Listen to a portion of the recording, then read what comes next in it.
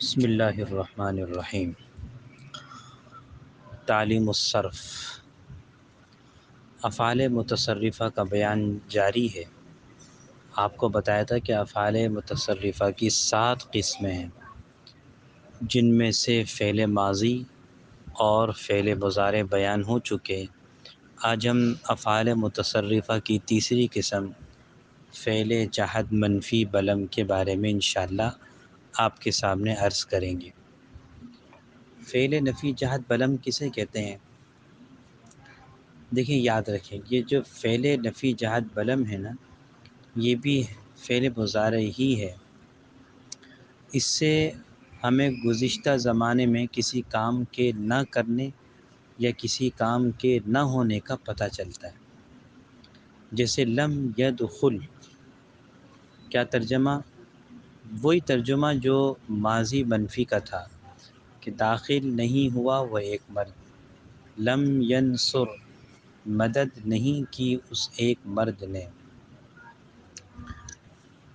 اور فعل منفی جہد بلم، فعل جہد منفی بلم، اس کی 2 قسمیں ہیں، معلوم اور مجہول۔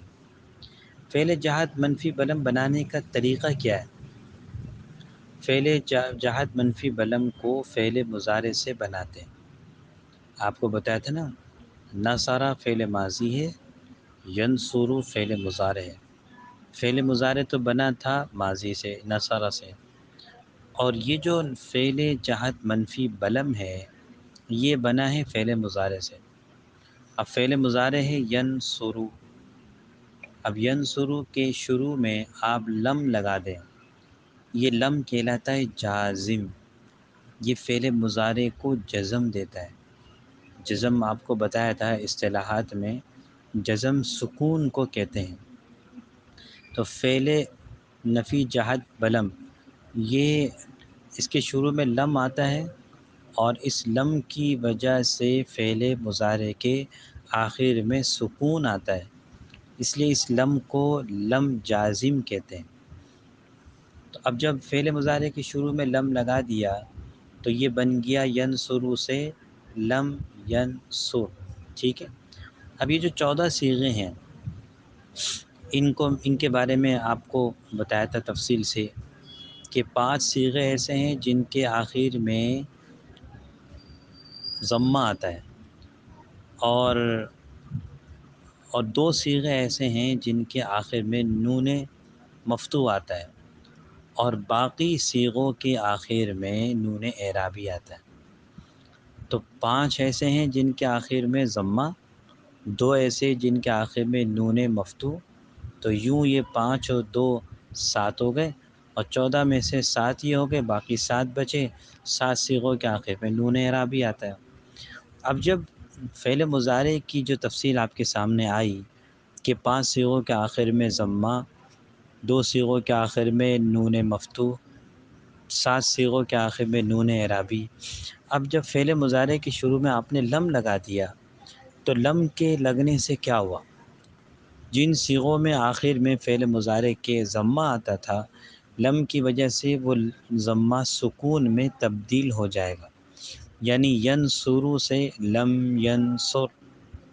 اب یہ 5 صیغے تھے نا، ینصرو، تنصرو، تنصرو، انصرو، ننصر۔ اب یہ جو 5 صیغے، ان کے شروع میں آپ لم لگا کے ضمہ کو سکون میں تبدیل کر دیں۔ اب یہ بن جائے گا لم ینصر، لم تنصر، لم تنصر، لم انصر، لم ننصر۔ اور جن صیغوں کے آخر میں نون اعرابی آتا ہے، لم کی وجہ سے وہ نون اعرابی گر جائے گا۔ اب دیکھیں نون اعرابی کے ساتھ ہم کیسے پڑھ رہے تھے؟ ینصرانی، تنصرانی، تنصرانی، ینصرونا، تنصرونا، تنصرینا۔ اب جب نون اعرابی لگے گا، لم لگے گا تو نون اعرابی گر جائے گا۔ آپ کیسے پڑھیں گے؟ لم ینصرا، لم تنصرا، لم تنصرو، لم تنصری۔ تو کیا ہوا؟ نون اعرابی گر گیا۔ اب رہ گئے 2 صیغے جن کے آخر میں نون مفتوح آتا ہے، اور وہ صیغے ہیں جمع مؤنث غائب اور حاضر۔ یاد رکھیں، ان کے اوپر لم آنے سے کچھ بھی تبدیلی نہیں آئے گی۔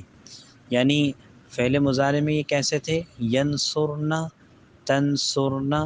اب جب لم لگایا تو یہ ایسے کیسے رہیں گے، بس صرف لم کا اضافہ ہوگا۔ اور کس طرح پڑھیں گے؟ لم ینصرنا، لم تنصرنا۔ اب دیکھیے میں پوری گردان آپ کے سامنے پڑھتا ہوں، دھیان سے سنیے گا۔ ساتھ میں نے گردانیں دی ہوئی بھی، اس کو دیکھ کر اگر آپ سنیں گے تو اور زیادہ اچھا سمجھ میں آئے گا۔ لم ینصر، لم ینصرا، لم ینصروا، لم تنصر، لم تنصرا، لم ینصرن، لم تنصر، لم تنصرا، لم تنصروا، لم تنصری، لم تنصرا، لم تنصرن، لم انصر، لم ننصر۔ اب یہ ہے فعل نفی جہت بلم معروف۔ اب جب اس کو مجہول بنانا ہے تو ساری چیزیں باقی تو ویسی ہی رہیں گی، بس صرف شروع میں جو علامت مضارع ہے اس کو ہم فتح دے دیں گے، اور آخر سے پہلے والے حرف پر اگر پہلے سے فتح ہے تو فتح باقی رہے گا، فتح کے علاوہ کوئی ضمہ یا کسرہ آ رہا تھا تو وہ فتح میں تبدیل ہو جائے گا۔ اور کیسے پڑھیں گے؟ لم ینصر، لم ینصرا، لم ینصروا، لم تنصر، لم تنصرا، لم ینصرن، لم تنصر، لم تنصرا، لم تنصروا، لم تنصری، لم تنصرا، لم تنصرن، لم انصر، لم ننصر۔